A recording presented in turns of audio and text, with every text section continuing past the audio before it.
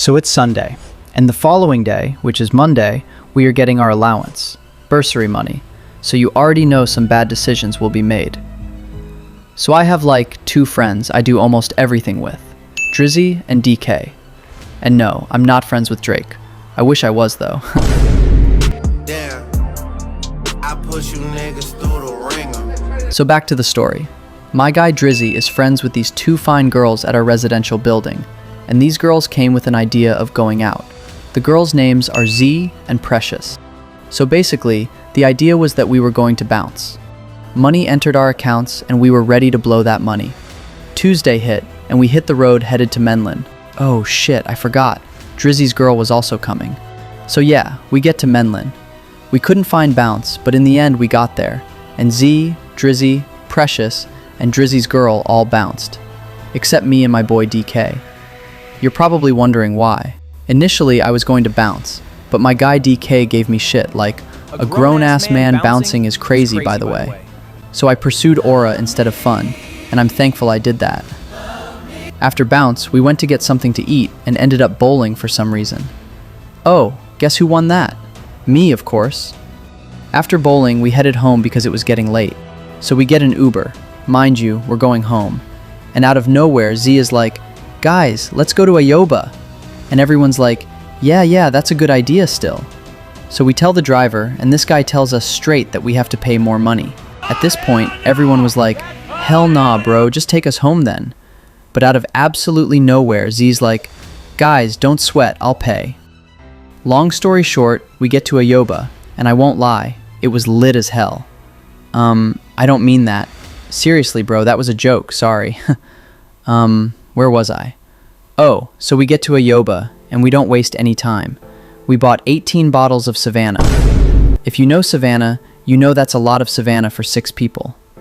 After buying the Savannahs, we get a table, and the waiters bring a lot of cocktails.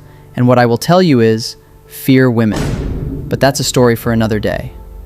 I drank like 2 Savannahs and started to see blurry for a bit. So I got up and hit the dance floor, and out of nowhere, Z came and started shaking it on me. Bro, that's where shit started to get real. But unfortunately, it was time for Precious to go. And I will tell you again, and please listen carefully, fear women. So Precious dips, so it's only 5 of us left. 30 minutes later, Drizzy also requested an Uber for him and his girl. So when Drizzy's Uber arrived, we all went out. He got in the car with his girl and dipped.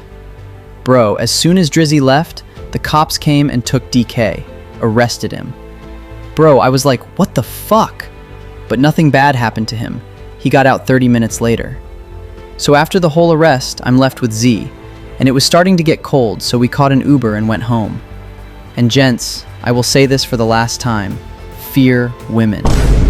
So we arrive at our residence, and I'm not making this up.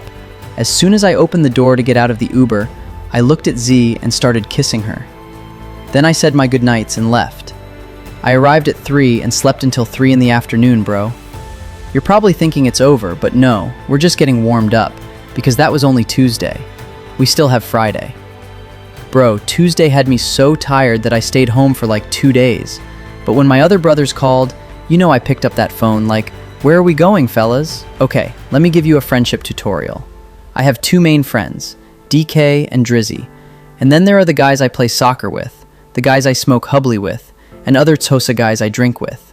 Since you understand, let's get back to the story. I picked up the phone, and my Tosa guys were like, bro, let's go get drinks.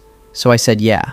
We went to this other place called, shit, I forgot the name, but we bought like 3 cases of beers, and they weren't the small ones. They were 1-liter beers only. We started chugging those beers down, and we were enjoying ourselves, until I checked the residential group chat, and saw there was a party literally 3 or 4 minutes from us. We huddled and discussed what to do, and we took the wise decision of going to the party, obviously. The place is La Roca. We walked about 6 or 7 minutes to the place. Bro, if you said 6-7, I will literally crash out, because you're too old to be saying that corny shit. Bro, when we entered La Roca, it was like entering a Chris Brown concert or meet and greet, because it was full of women. Bro, we entered feeling drunk as hell. Not this again. Okay, we entered and got ourselves a table, and after that, a guy I know came up to me like, bro, quick, we need to talk. Allow me to say this first. I'm not the prettiest looking guy in the world, and I also don't partake in any looks maxing stuff. So this guy comes up to me and asks for my age. And I'm going to tell you this. Never reveal your real age to anyone you don't know well. I told bro I was 20 years old, even though I was 18. After that, he told me that a girl called Sandra wanted me. Bro, I'm 18 years old and I'm a first year. Sandra is a third year, probably between the ages of 21 and 23. Imagine.